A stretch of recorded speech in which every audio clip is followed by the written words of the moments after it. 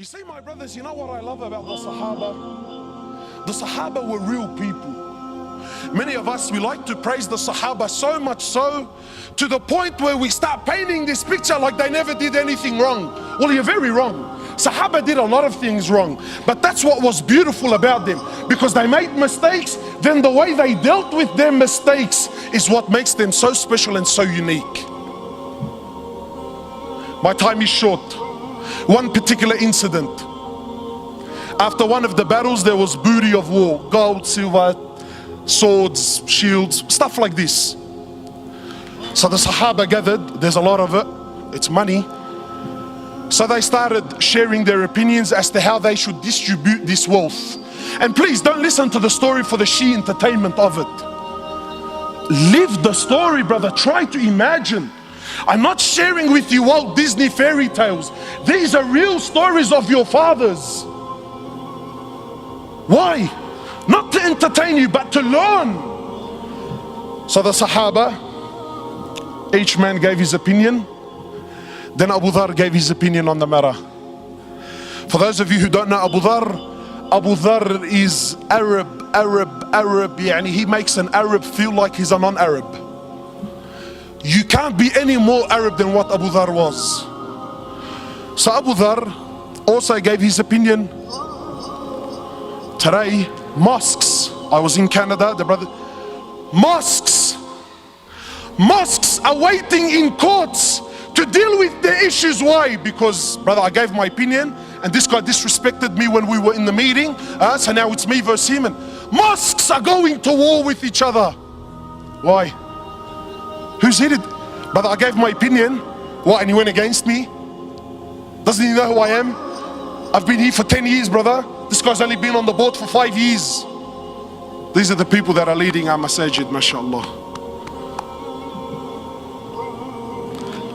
So Abu Dhar gave his opinion. Then the next person was Bilal radiallahu ta'ala anhu. Bilal is the muaddin of Rasulullah sallallahu alayhi wasallam. Bilal not only used to be a slave, but an Abyssinian slave, meaning he was black. So as far as society is concerned, talk about being rock bottom. But you see, Islam came to break this. So when Bilal gave his opinion, he says, Abu Dhar, I disagree with you. Allahu Alam, I think this is what we should do with the wealth. So Abu Dhar, imagine being put on the spot in front of everyone. He says, even you, ya Bilal, even you son of a black woman, even you're going to disagree with me today. These are big words. So Bilal, rightfully so, got very upset. He picked himself up and went to the Prophet of Allah. Now I want to pause here for a minute, because I want to prove my point that we don't follow the sunnah of Rasulullah sallallahu alaihi wasallam. We follow the sunnah of who? Sheikh Tony Montana, mashallah, and Maulana Tupac. When we hear the story of the Sahaba, we exclude our life and our societies. Well, because it's different times.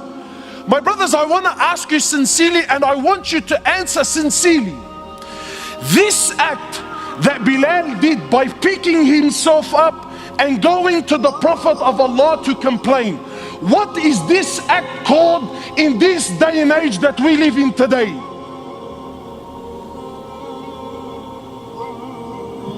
He's a snitch. True or not? Brother, we have a drama. You pick yourself up to go complain. What are you, a woman, bro? That's street language. You see, but Bilal wasn't corrupted by your Tupac and your Tony Montana. Bilal was affected by your Prophet, who you claim that you follow. You see, Bilal had something in his heart, so he went to someone that can help him with this situation. You and I, nah. That makes me less of a man. Nah, Habib. I'm gonna hold it in my heart for the next 20 years. I'm gonna thrash him, backbite him, wipe the floor with him, slander him with any opportunity that I can get for the next 20 years. But I won't go to someone that just might be able to help my situation.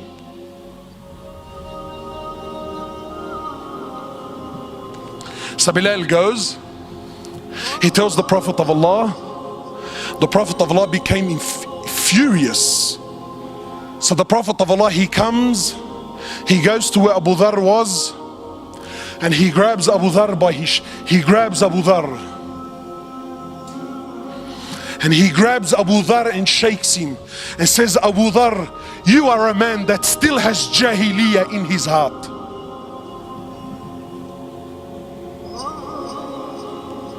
So what did Abu Dharr do?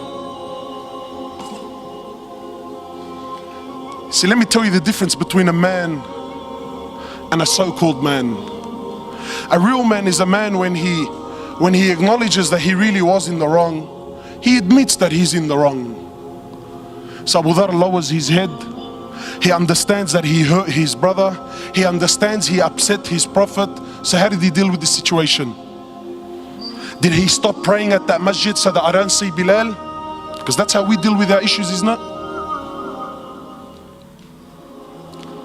Abu Dharr radiallahu ta'ala anhu, after acknowledging that he's in the wrong, he picks himself up. He goes into the streets of Medina looking for Bilal radiallahu ta'ala anhu. Then when he sees and he finds Bilal, he goes to Bilal publicly. Leave this with me, publicly, in front of everyone. He goes to Bilal in front of everyone and gets down on the floor and says to Bilal, Ya Bilal, by Allah, I will not lift my head off the floor until you step on it with your foot. And let it be known right here, right now in Medina, which one of us today is the honored and which one of us today, Ya Bilal, is the dishonored one.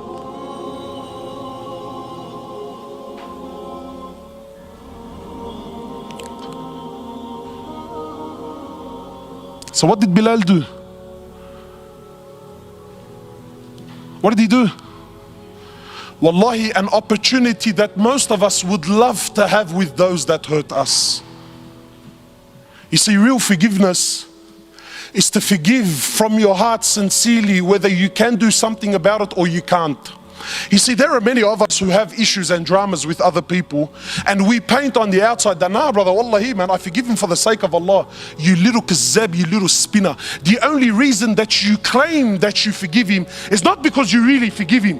The truth is you can't do anything to this guy anyway. So really by default, by the fact that I physically can't do anything, I disguise my weakness with what? Nah, wallahi bro, I forgive him for the sake of Allah. But deep down in your heart,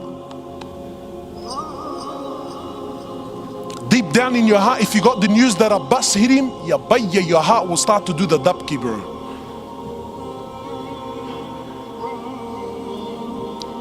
So some brothers tell me, you know, cuz, listen, wallahi bro, wallah, you know, I forgive him. Wallahi, I forgive him. But I don't forget, cuz. Wow, mashallah, really? You forgive but you don't forget? Well, I got news for you, bro. If you forgive but don't forget, you didn't forgive to begin with. You see, this topic is not as juicy as what you first thought, eh? Why? Because it's hard on the nafs. Because this is real deen. This is real deen. So what did Bilal do? Bilal gets down on his hands and knees. He kisses Abu Dharr on the forehead. He says, Abu Dharr, are you serious? I forgive you for the sake of Allah. Done, finished, dusted, never to be spoken about again. Not drag it on for 10, 15 years.